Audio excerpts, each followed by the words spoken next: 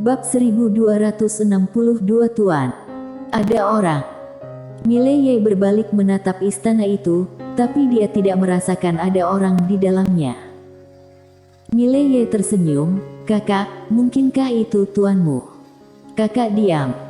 Mileye mengernyit, "Jangan-jangan itu benar-benar tuanmu." Kakak berkata pelan, "Ayo kita pergi."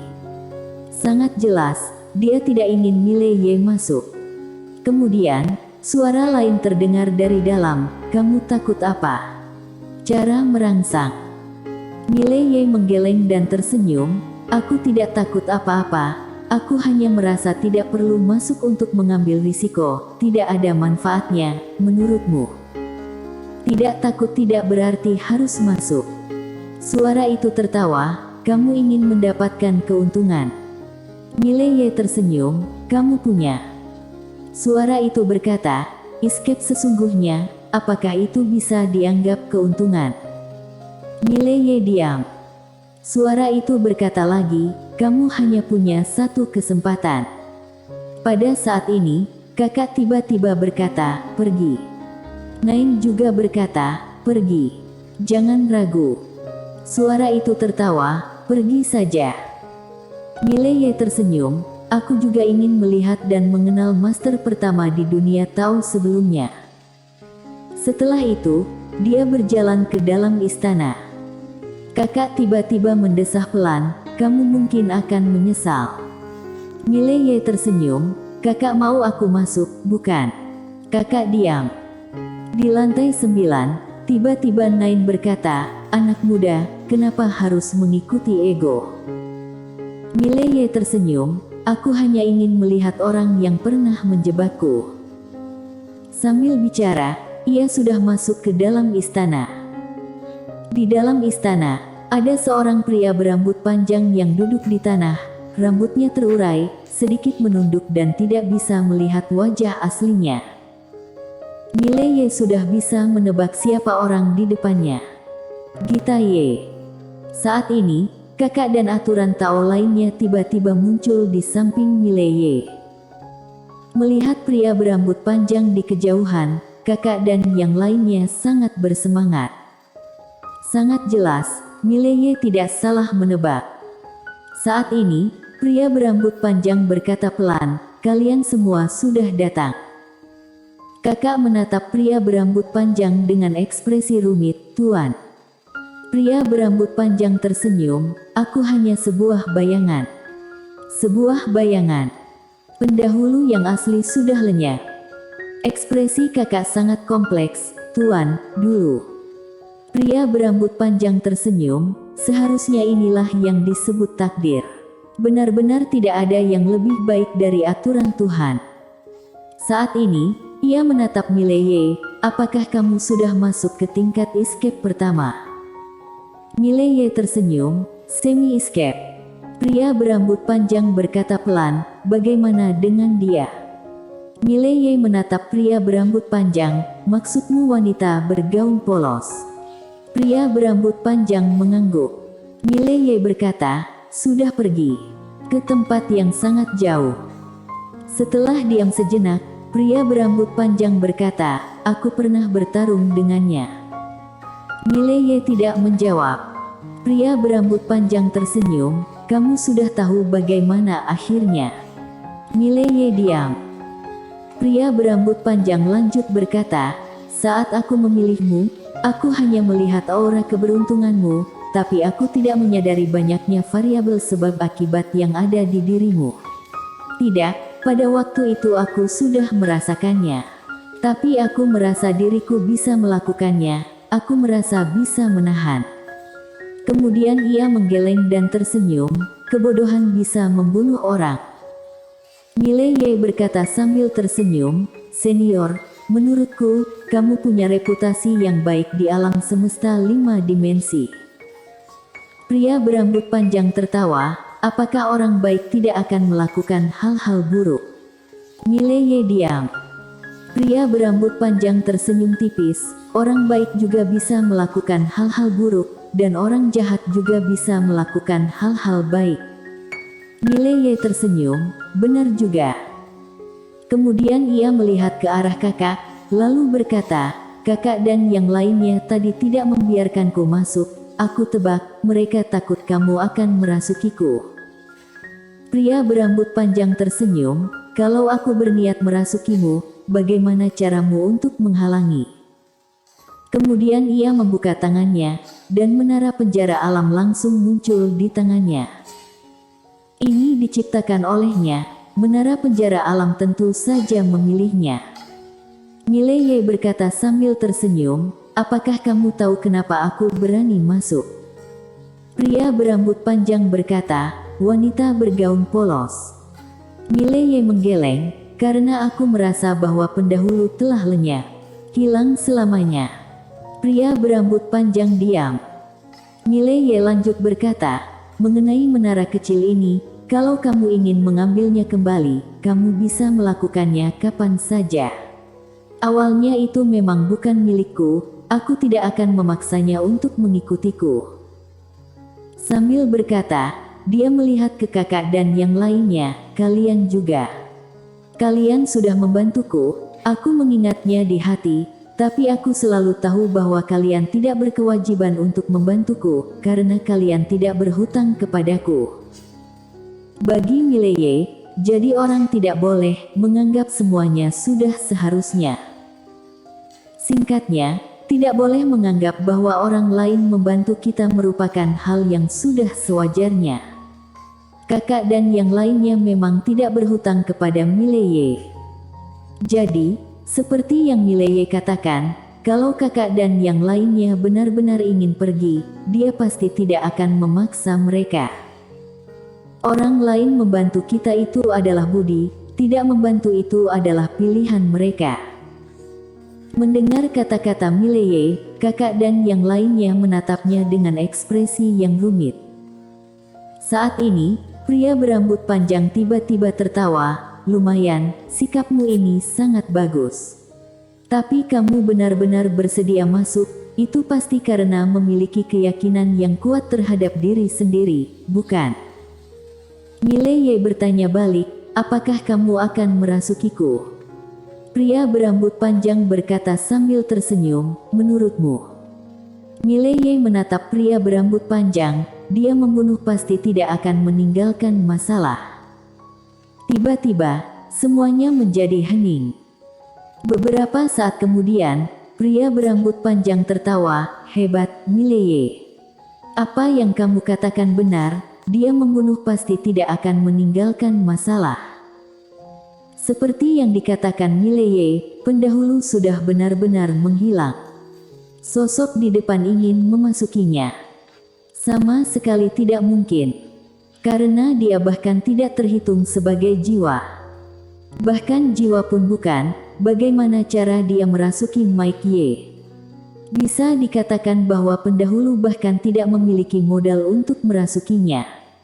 Saat ini, Mileye berkata lagi, "Apakah senior sedang menungguku atau?" Pria berambut panjang menggelengkan kepalanya, "Bukan menunggumu, lebih tepatnya, aku sedang menunggu diriku sendiri." Mileye menatap pria berambut panjang, "Apakah senior membutuhkan bantuan dariku?" Pria berambut panjang tersenyum, "Kamu tidak membenciku. Aku pernah menjebakmu waktu itu." Mileye berkata, "Manusia yang sudah meninggal lebih harus dihormati." Maksud dari perkataannya adalah, kamu sudah mati. Apa gunanya membencimu? Lebih baik cari cara untuk mengambil beberapa keuntungan sebagai kompensasi, dengan demikian lebih realistis. Setelah mendengar kata-kata Mileye, pria berambut panjang tertawa, "Menarik. Jujur saja, aku memang memiliki beberapa keinginan yang belum tercapai. Aku ingin kamu membantuku. Tentu saja, aku tidak akan membiarkanmu membantu tanpa imbalan." Mileye berkata dengan serius, "Tidak masalah. Sangat jelas akan ada keuntungan." Pria berambut panjang berkata sambil tersenyum, "Saat aku mendapatkan kitab Taoisme, aku sudah merasa ada yang tidak beres, jadi aku menyembunyikan beberapa orang dari keluarga kami. Aku ingin kamu menggantikanku untuk menjaga mereka, jangan biarkan mereka muncul di dunia ini, cukup menjaga mereka secara diam-diam, dan kalau ada bibit yang bagus, kamu bisa membantuku untuk mendidiknya. Mileye mengangguk, tidak masalah. Pria berambut panjang lanjut berkata, dendam keluarga Ye, bukan dendammu, aku tidak akan memintamu untuk membalasnya, tapi dari yang terlihat sekarang, kamu tidak akan bisa berhubungan baik dengan dunia Tao. Mileye mengangguk, ya. Selama dunia Tao tidak menyerah untuk mendapatkan kitab Taoisme, mereka tidak bisa berhubungan baik. Pria berambut panjang tersenyum, mereka sebenarnya hanyalah karakter kecil. Mileye mengernyit, maksudmu? Pria berambut panjang tersenyum dan menggelengkan kepala, kamu akan mengalaminya sendiri nanti. Yang terakhir, dulu aku adalah seorang penuntut ilmu, aku ingin membuat dunia yang adil, tapi aku menemukan bahwa itu mustahil. Meskipun tidak mungkin mencapai kesetaraan yang absolut, kita bisa membuat dunia menjadi lebih baik. Setelah itu, dia mengeluarkan sebuah buku kuno dan memberikannya kepada Mileye. Ini adalah beberapa ide yang aku tulis dulu. Lihatlah, semoga berguna untukmu kelak. Kalau tidak berguna tolong simpan untuk orang yang berjodoh. Bagaimana? Mileye melihat buku kuno itu. Buku kuno itu tidak memiliki nama. Dia menerimanya dan mengangguk, boleh. Pria berambut panjang melirik ke arah kakak dan yang lainnya, lalu tersenyum, kelak kalian semua ikuti dia saja, dia bisa memberikan tempat yang baik untuk kalian. Kakak berkata dengan suara gemetar, Tuan. Pria berambut panjang menggelengkan kepalanya, aku tidak menyalahkan siapapun, juga tidak menyalahkan dia, lebih tidak menyalahkan wanita bergaun polos itu. Ini adalah akibat dari kejahatan yang aku lakukan, itu adalah akibat yang sudah seharusnya aku rasakan dan alami, tidak ada hubungannya dengan orang lain. Kakak diam. Pria berambut panjang itu berkata lagi, selain itu, meskipun kalian adalah hasil ciptaanku, sekarang kalian sudah punya jalan sendiri, tidak perlu hidup di dunia yang aku berikan kepada kalian, hiduplah dengan baik. Kakak mengangguk, aku mengerti.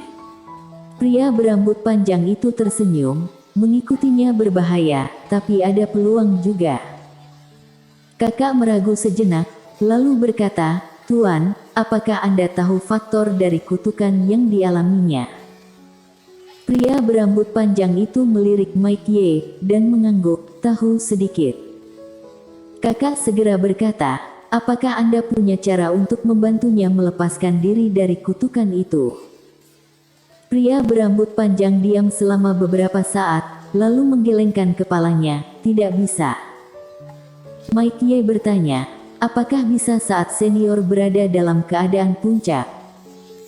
Pria berambut panjang itu tersenyum, dulu mungkin bisa memperpanjang waktu untukmu, tapi tidak bisa benar-benar membebaskanmu. Tidak ada cara, bahkan wanita bergaun polos itu pun tidak bisa. Karena itu tidak bisa dipaksakan. Mike Ye sedikit bingung, mengapa?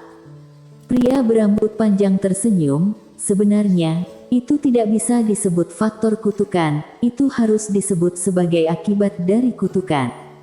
Ada sebab, ada akibat, kesulitan itu adalah akibat dari sebab yang kamu buat. Apakah kamu mengerti maksudku? Mike Ye diam. Faktor kutukan.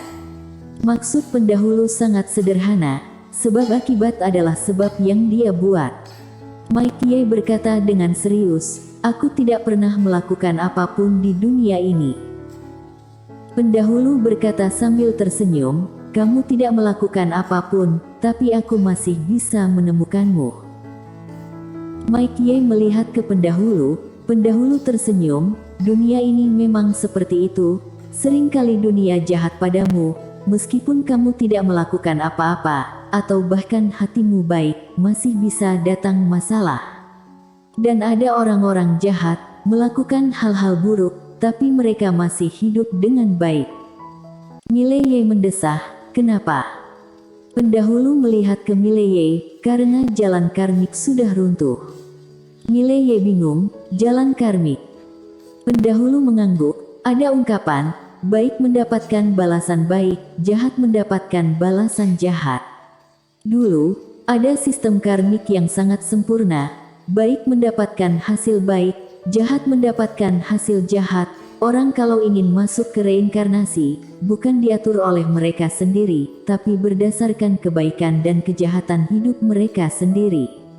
Orang baik, kehidupan berikutnya akan mendapatkan berkah. Orang jahat, kehidupan berikutnya akan mendapatkan siksaan, begitu seterusnya. Namun, jalan karmik ini sudah runtuh, karmik dan sistem reinkarnasi sudah tidak ada lagi, atau mungkin lebih tepatnya, menjadi sangat berantakan. Mileye mengerutkan kening, menjadi sangat berantakan. Mengapa? Pendahulu melihat Mileye, karena orang jahat lebih kuat daripada orang baik, mereka mengubah sistem sebab akibat. Singkatnya, ada orang yang memecahkan jalan karmik ini dan mengubah sistem ini. Mileye ragu-ragu, lalu bertanya, apakah ini sangat sulit? Pendahulu tersenyum, apakah kamu tahu seberapa kuatnya wanita bergaun polos? Mileye menggeleng, tidak tahu. Pendahulu berkata pelan, aku juga tidak tahu. Mileye. Pendahulu lanjut berkata, tapi satu hal yang aku tahu, dia sudah bisa menerobos Tao. Aku mengikuti jalan jahat untuk masuk ke reinkarnasi, tapi dia dengan mudah memecahkan jalan jahat reinkarnasi ini dan menghapusku dari reinkarnasi ini. Ini berarti dia sudah bisa menerobos Tao, hanya saja aku tidak tahu dia sudah mencapai tingkat mana. Mungkin dia hanya bisa memecahkan satu reinkarnasi, mungkin dia bisa menerobos semua jalan di dunia ini. Bersambung.